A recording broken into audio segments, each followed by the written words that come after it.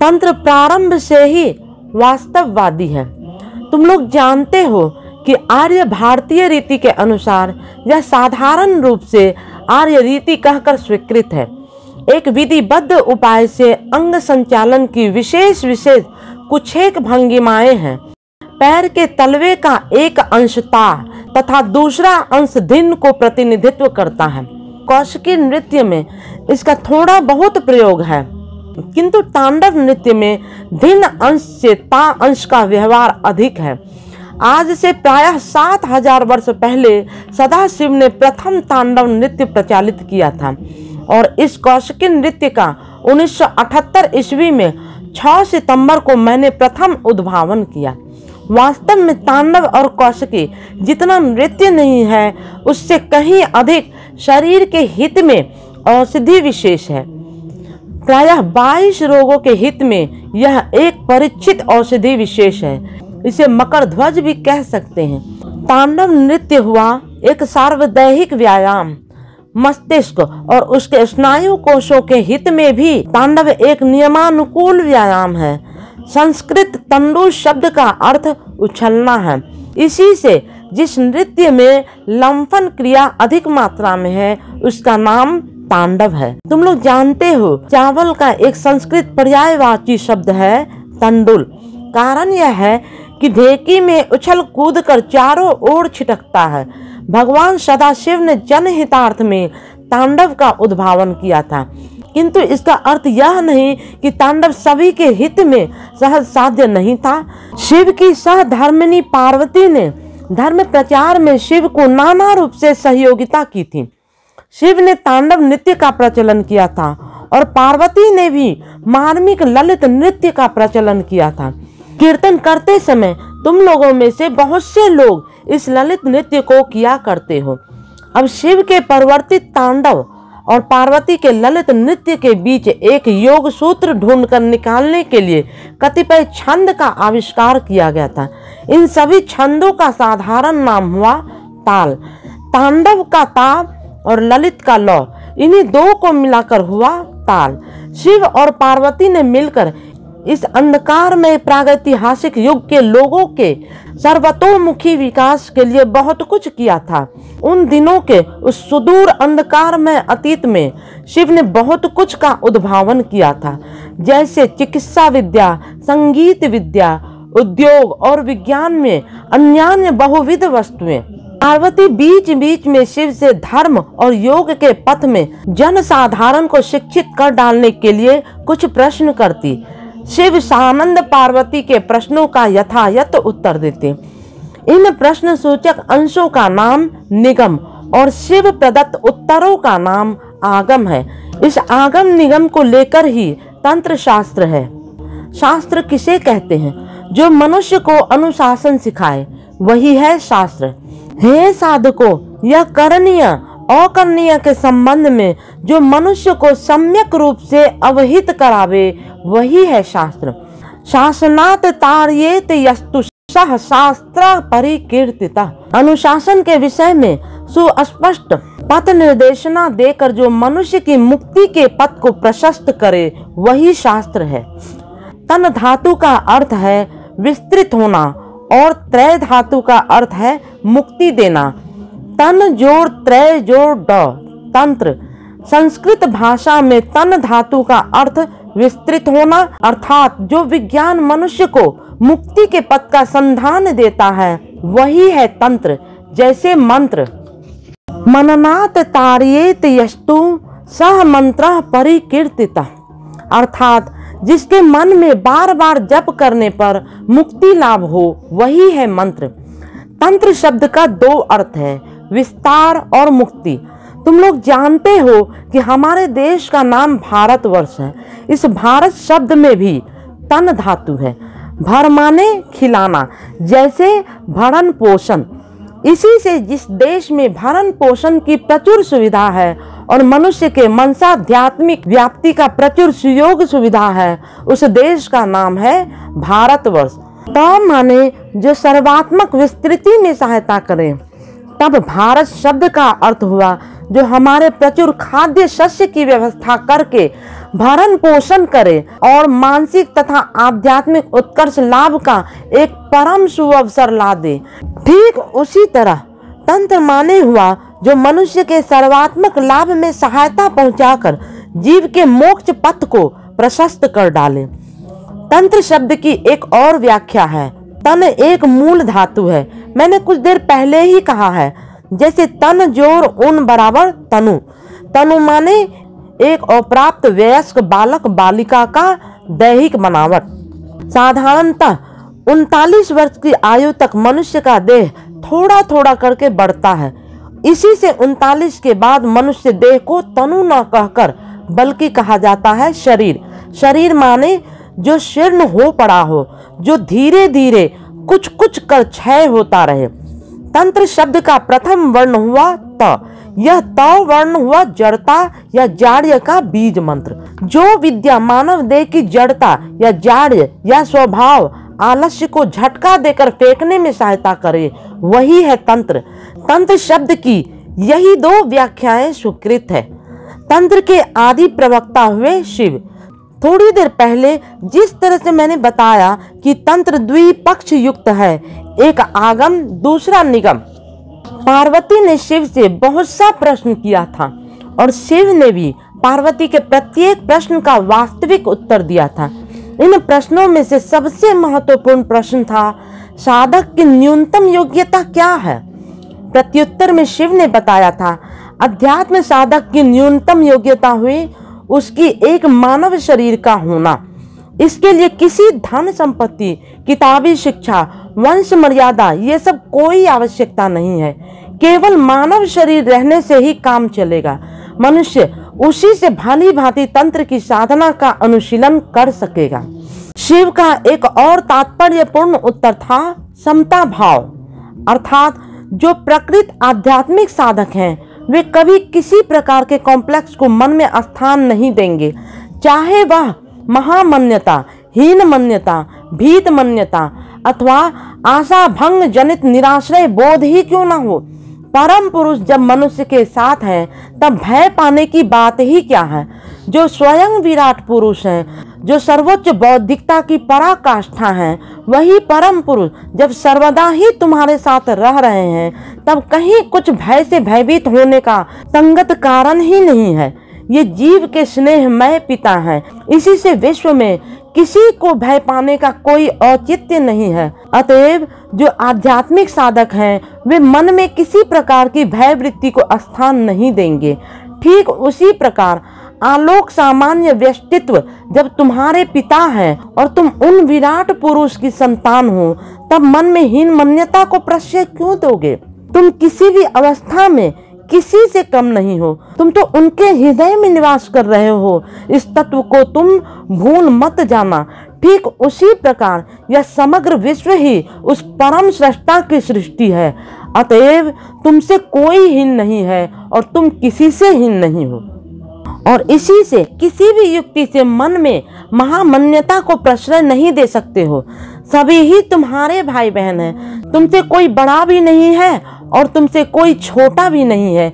जो जाति पाति को मानते हैं वे इस परम ऐतिह्य के मौल नीति के विरुद्धाचरण करते हैं, क्योंकि एक सृष्टा हुए सभी के पिता। अतः जातिगत वैषम्य का अवकाश कहाँ है। सभी ही भाई भाई हैं, सम मर्यादा संपन्न है। यही है शिवोक्त समता निधि, समता भाव। तुम किसी से हीन भी नहीं हो, किसी से श्रेष्ठ भी नहीं हो। इसीलिए तुम में पराजित सुलभ कोई मनोवृत्ति अवश्य ही नहीं रहेगी। सर्वशक्तिमान और सर्वज्ञ परम पुरुष जब तुम्हारे सहायक हैं, तब भला कौन तुम्हें पराजित करेगा। यदि इस सृष्टि का प्रलय भी हो, तब भी प्रलय काल में भी परम पुरुष तुम्हारे साथ ही रहेंगे। तब भी वे भयंकर प्रलय के हाथ से तुम्हारी रक्षा करेंगे। इसीलिए पराजित मनोभाव को तुम किसी भी अवस्था में प्रश्रय मत दो। यही शिव का वाक्य है। शिव की और एक गुरुत्वपूर्ण उक्ति है, वर्तमानेषु वर्तेत। तुम किसी अवस्था में वर्तमान की उपेक्षा नहीं कर सकते हो। वर्तमान को सामने रखकर तुम्हें अपना कर्तव्य का निर्धारण करना होगा। जीवन की जो कठोर वास्तविकता है उसे किसी अवस्था में भी नजरअंदाज करने से नहीं चलेगा। अर्थात गतिविधि, कर्म तत्परता सभी कुछ परम पुरुष रूपी लक्ष्यानुसार अवश्य ही होना होगा। उसी के साथ उस समय जो आवश्यक समस्याएं हैं उनका समाधान करना होगा। अर्थात खाद्य समस्या, वस्त्र समस्या, निवास स्थान, शिक्षा, चिकित्सा और अन्य जागतिक समस्याओं के स्वस्थ समाधान के लिए भी तुम्हें कठोर रूप से तत्पर होना पड़ेगा। इन सभी समस्याओं के समाधान के समय सर्वदा एक बात को स्मरण रखो, यही शिव का निर्देश है कि मनुष्य किसी भी अवस्था में जीवन के कठोर वास्तविकता की उपेक्षा न करे। श्री श्री आनंद मूर्ति जी, ओडिशा, 12 अक्टूबर 1980 ईस्वी। वेद में अध्यात्म विज्ञान। आज मैं वेद के अध्यात्म विज्ञान के बारे में कुछ कहूंगा। तुम लोग जानते हो, प्रारंभ में वेद एक ही था। परवर्ती काल में कृष्ण द्वैपायन व्यास ने एक वेद को 3 भाग में विभाजित किया, ऋक, यजु और अथर्व। तुम लोग इसे भी जानते हो, रि या रि स्वर वर्ण का ऋग्वेदीय उच्चारण हुआ अर, इसी से ऋक शब्द का उच्चारण होगा रक, सामवेदीय उच्चारण होगा ऋग्वेद और यजुर्वेदीय उच्चारण होगा ऋक। तब ये 3 प्रकार की उच्चारण विधियां स्वीकृत है। प्रारंभ में सामवेद कहकर कोई पृथक वेद नहीं था। अन्य 3 वेदों में ही कुछ न कुछ संगीतांश था। संगीत के बदले में केवल गीत शब्द का प्रयोग करना भूल होगा। संगीत हुआ नृत्य, गीत और वाद्य, इन तीनों का समाहार, और गीत माने केवल कंठ गीति समझा जाएगा। कंठ संगीत कहना भूल है, बल्कि कंठ गीति कहना उचित है। सम गय धातु जोर अक्ता प्रत्यय करके संगीत शब्द निष्पन्न होता है। ऋग्वेद हुआ प्राचीनतम वेद। आज से विगत 15,000 से लेकर 5,000 वर्ष तक ऋग्वेद का रचना काल था। ऋग्वेद के पश्चात यजुर्वेद, उसके पश्चात अथर्ववेद रचित हुआ था। इन तीनों वेदों में कुछ न कुछ संगीतांश थे। इन संगीतांशों ने परवर्ती काल में पृथक पृथक रूप से संकलित होकर एक चतुर्थ वेद के रूप में स्वीकृति लाभ किया। वेद के इस भाग का नाम सामवेद है। संस्कृत भाषा में साम माने संगीत। यह कोई स्वतंत्र वेद नहीं है। वैदिक युग के शेषांश में रचित हुआ था अथर्ववेद। ऋग्वेद भारतवर्ष के बाहर रचित हुआ था। यजुर्वेद की रचना फारस में हुई, ईरान में हुई और शेष अफगानिस्तान में भी आंशिक रूप में भारतवर्ष में रचित हुआ था। उस युग में अफगानिस्तान भी भारत के भूखंड के अंतर्गत अवश्य था। तब अफगानिस्तान का नाम गांधार था। गांधार देश की राजकन्या थी दुर्योधन की मां गांधारी। मैं जानबूझकर ही कह रहा हूँ कि वेद रचित हुआ था, लिखा गया था, ऐसी बात नहीं कह रहा हूँ। कारण कि उस युग के बड़े बड़े विद्वान पंडित लिखना नहीं जानते थे। कारण उस समय लिपि का प्रचलन शुरू हुआ ही नहीं था। लोग मुंह ही मुंह ज्ञान की चर्चा किया करते थे। इस तरह से ही ज्ञान का प्रसार होता। गुरुगण मुंह ही मुंह शिक्षा दिया करते थे और शिष्यगण कानों से सुनकर उन सभी ज्ञातव्य विषयों को कंठस्थ किया करते थे। ज्ञान की बातें अक्षरों में लिख डालने की कला कौशल की जानकारी नहीं थी। अथर्ववेद की रचना सर्वप्रथम प्रारंभ हुई थी गांधार देश में और शेष हुई थी उड़ीसा में। भारत के अन्य भागों में अथर्ववेद की प्रामाणिकता स्वीकृत नहीं हुई। तब ओडिशा में अभी भी कुछ कुछ अथर्ववेदीय परिवारों का प्रमाण मिलता है। वे इस अथर्ववेद को मानते हैं। ऐसा कहकर वे वेद की भाव जड़ता, डोगमा को बिल्कुल ही ग्राह्य नहीं करते। इसके लिए तत्कालीन समाज इन सभी अथर्ववेदियों को अच्छी दृष्टि से नहीं देखते थे। भारतवर्ष में अन्य अंश के लोग अवज्ञा के साथ कहते अथर्वान्नमा भुंजी था, अर्थात अथर्ववेदी लोग जिस कारण से तंत्र प्रभावित सांस्कृतिक भावधारा को मानकर चला करते थे, इसीलिए उनका अन्न जल अस्पृश्य था। अथर्ववेद के रचयिताओं में प्रथम और प्रधान ऋषि थे महर्षि अथर्वा। उनके नाम से ही वेद के इस भाग का नामकरण हुआ अथर्ववेद। जब इन अंचलों में तत्कालीन वेदज्ञ पंडित लिखना नहीं जानते थे, वे यथेष्ट विद्वान थे ठीक ही, किंतु उस समय लिपि का आविष्कार नहीं हुआ था। दुर्भाग्यवश सैंधवी लिपि के अंतर्धान के बाद तत्कालीन भारत में 3 नई लिपियों का उद्भव हुआ। इलाहाबाद के उत्तर भाग में एक लिपि और अन्य 2 लिपियां। उनमें से एक लिखी जाती दाईं से बाईं ओर जैसे उर्दू है, इस लिपि का नाम था ब्राह्मी लिपि। अन्य लिपि का नाम खरोष्ठी है। यह लिपि लिखी जाती बाएं से दाहिनी ओर जैसे उड़िया। आज से 3-4 हजार वर्ष पहले उन्होंने ब्राह्मी और खरोष्ठी उभय लिपियों में संस्कृत भाषा लिखना प्रारंभ किया। इसके पश्चात भी ब्राह्मी और खरोष्ठी लिपि के अंतर्धान होने पर 3 नई लिपियों का उद्भव हुआ। इलाहाबाद के उत्तर पश्चिम भाग में शारदा लिपि, दक्षिण पश्चिम भाग में नारदा लिपि और इलाहाबाद के पूर्वी भाग में कुटिला लिपि का प्रचलन था। वर्तमान कश्मीर, पंजाब, जम्मू और हिमाचल प्रदेश में इस शारदा लिपि का प्रचलन अभी भी है। तब वर्तमान में इस लिपि को कुछ विकृत करके लिखा गया है। इलाहाबाद के दक्षिण पश्चिमांत में प्रचलित लिपि का नाम नारदा है, कारण गुर्जर नागर ब्राह्मण इस लिपि में संस्कृत लिखा करते थे। यह नागर ब्राह्मणों द्वारा व्यवहृत लिपि है। ऐसा कहकर नारदा लिपि को नागरी लिपि भी कहते हैं। वर्तमान हिंदी भाषा इसी नागरिक लिपि में लिखी गई है। पूर्वी भारत में प्रचलित लिपि का नाम कुटिला है, कारण कि इन लिपियों को टेढ़ा करके गोल करके लिखा गया है। ओडिशा की लिपि इस प्रकार की ही गोलाकार लिपि है। इसका कारण हुआ इस लिपि को लिखते समय कोनों को हटाकर लिखते हैं, जैसे ठ लिखने पर शून्य की भांति गोल कर लिखा जाता है।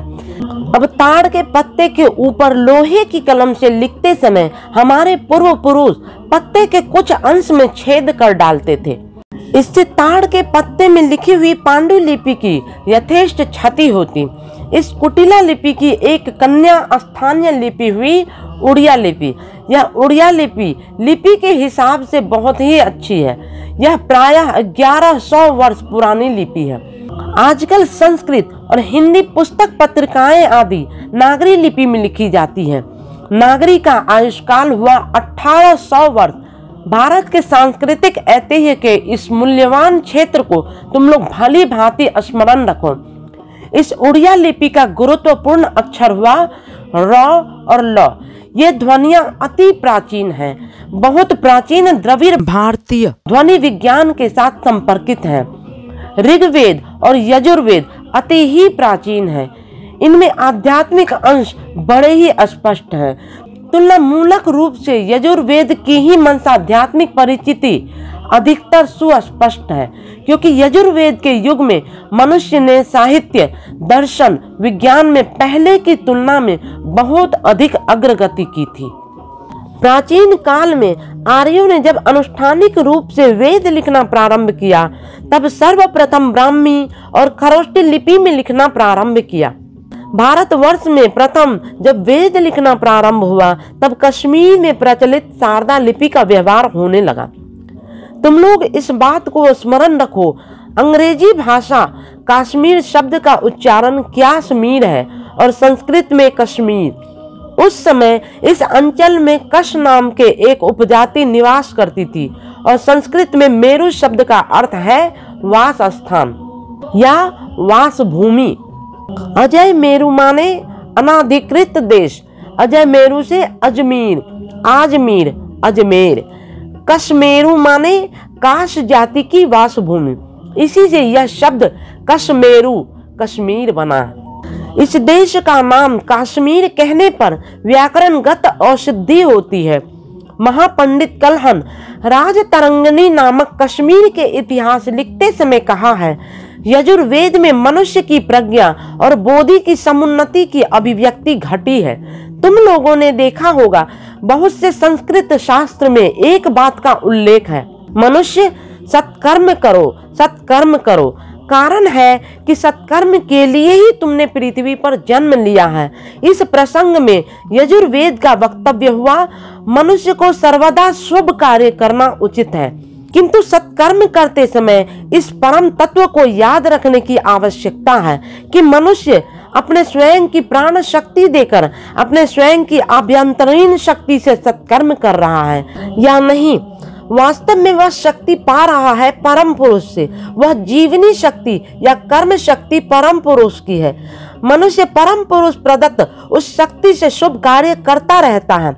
इसी से अच्छे अच्छे कार्य किए जाने पर एक पुरस्कार वह पा जाता है। वह पुरस्कार हुआ जिस मनुष्य का उपकार किया जा रहा है उसके आंख मुख में एक परितृप्ति की हंसी खिल उठती है। मान लो तुमने किसी गरीब मनुष्य का उपकार किया, वह उपकृत गरीब व्यक्ति विपत्ति में सहायता पाकर अवश्य ही हंसेगा। उसका यह हंसना ही बहुत बड़ा पुरस्कार है। उस समय तुम्हारा कहना उचित है, हे परम पुरुष, इस पुरस्कार के लिए तुम्हें अजस्र धन्यवाद। कारण यह है कि जिस गरीब का उपकार मैंने किया वह तो अपनी स्वयं की शक्ति से नहीं बल्कि यह शक्ति तुमसे ही पाई और तुम्हारी दी हुई उस शक्ति से ही मैंने उस गरीब की सेवा की। प्रतिदान में उस गरीब के मुख पर यह जो एक सुंदर सी हंसी उभर आई, यह हंसी भी तुम्हें ही प्राप्य है। सभी कर्मों के प्राकृत मालिक, सभी यावतीत के असल करता हुए स्वयं परम पुरुष। एक साधारण मनुष्य कहीं कुछ नहीं कर सकता। इसी से मनुष्य को अहंकार करने का कुछ नहीं है और जिस हेतु भला या महत कहीं कुछ भी मनुष्य अपनी स्वयं की शक्ति से नहीं कर सकता। इसी से मनुष्य को परम पुरुष के ऊपर निर्भर रहना पड़ता है। जिस मन से मनुष्य मनन करता है, चिंतन करता है और तदनुसार कार्य करता है, वह मन भी तो परम पुरुष का अवदान है। यही हुआ यजुर्वेद का सिद्धांत। यह एक बहुत बढ़िया आइडिया है और इसमें सत्यता भी है। मान लो कोई राजा ने किसी एक गरीब ब्राह्मण को कुछ जमीन दान दी। ब्राह्मण शब्द का अर्थ क्या है? जन्मना जायते शूद्रः संस्कारात् द्विज उच्यते, वेद पाठात भवेत विप्रः ब्रह्म जानाति ब्राह्मणः। जन्म से सभी लोग ही शूद्र हैं। कारण कि क्या करणीय है, क्या करणीय नहीं है, क्या आचरणीय है, क्या आचरणीय नहीं है, उसके बारे में उसे कोई धारणा ही नहीं रहती। इसी से कहा गया है कि जन्म से सभी ही शूद्र होते हैं। तत्पश्चात जब उसे दीक्षा लाभ होती है तब वह शुद्ध गौरवोज्वल पथ पर चलने की निर्देशना प्राप्ति करता है। मानव तत्व की शीर्ष महिमा में उन्नति होने के सोपान के संबंध में सही धारणा प्राप्त करता है, तब उसे द्विज कहा जाता है। द्विज माने जिसका द्वितीय बार जन्म होता हो। द्वि जोड़ जन धातु जोड़ ड बराबर द्विज। संस्कृत में जंतु और सरीसृपों को कहते हैं डिम्बज। डिम्बज इत्यर्थे द्विज, क्योंकि उनका प्रथम बार जन्म होता है डिम्बाकार रूप में और द्वितीय बार जीव अपने स्वयं के रूप में आता है। दांत को भी द्विज कहते हैं क्योंकि हम लोगों को 2 बार दांत निकलते हैं। अध्यात्म मार्ग में दीक्षा लाभ करने के पश्चात उस दीक्षित व्यक्ति को भी द्विज कहा जाता है, क्योंकि प्रथमतः जब वह भूमिष्ठ होता है तब वह शूद्र है और दीक्षा लाभ करने के पश्चात वह द्विज बन जाता है। इसी से तुम लोग जब अध्यात्म मार्ग में आए हो तब तुम लोग अवश्य ही द्विज हो, कोई शूद्र नहीं हो। वेद का माने है पराज्ञान, आध्यात्मिक ज्ञान। स्वाध्याय के द्वारा मनुष्य जब आध्यात्मिक ज्ञान प्राप्त करता है तब वह विप्र बनता है। विप्र शब्द का अर्थ है बुद्धिजीवी। आध्यात्मिक साधना के द्वारा मनुष्य जब उन करुणामय ईश्वर का सानिध्य प्राप्त करता है और उसके पश्चात भक्ति का प्राचुर्य हो जाने पर परमपिता की गोद में बैठने में सक्षम होता है, तब वह ब्रह्मत्व लाभ करता है। मान लो किसी राजा ने किसी ब्राह्मण को एक भूमिखंड दान दी। यदि वह राजा दान देकर यह सोचे कि उसने ब्राह्मण को आश्रय दिया है, तब मैं कहूँगा कि वह राजा एक बड़ा मूर्ख है। अब इस भूमिखंड का प्रकृत भूस्वामी कौन है? मान लो इस संबलपुर शहर की जनसंख्या 1 लाख के लगभग है। जनसंख्या 1 लाख से अधिक होने पर कहूंगा नगर और 1 लाख से कम होने पर कहूंगा शहर। शहर का संस्कृत प्रतिशब्द हुआ पुर। हम लोग अभी संबलपुर शहर में हैं। इस संबलपुर शहर का निर्माण 16वीं शताब्दी का अंतिम समय 1660 से 1693 ईस्वी में हुआ था। अब इस संबलपुर शहर का आश्रय क्या है? हाँ, संबलपुर जनपद, क्योंकि एक शहर एक जनपद में ही आगृत है। फिर संबलपुर जनपद का आश्रय हुआ उड़ीसा प्रदेश। संस्कृत भाषा में आश्रय का पर्यायवाची शब्द हुआ अभिवास। अभिपूर्वक वश धातु धंग प्रत्यय करके अभिवास हुआ। इस अभिवास शब्द का अरबी पर्यायवाची शब्द आबाद हुआ। जैसे अल्लाहाबाद, इलाहाबाद, अर्थात जो स्थान अल्लाह या ईश्वर का विशेष अधिष्ठान स्थल हो। अंग्रेजी पर्यायवाची शब्द अबोर्ड है। फिर उड़ीसा प्रदेश का अभिवास भारतवर्ष। फिर भारतवर्ष का अभिवास हुआ एशिया महादेश और एशिया का अभिवास हुआ यह पृथ्वी, यह भूमंडल। और इस भूमंडल का अभिवास हुआ सौर मंडल और सौर मंडल के अभिवास हुए परम पुरुष। अतएव मैं देख रहा हूँ कि अंत तक परम पुरुष ही सब कुछ के आश्रय हुए, सबके परम अभिवास हुए। श्री श्री आनंद मूर्ति जी, संबलपुर, उड़ीसा, 20 अक्टूबर 1989 ईस्वी।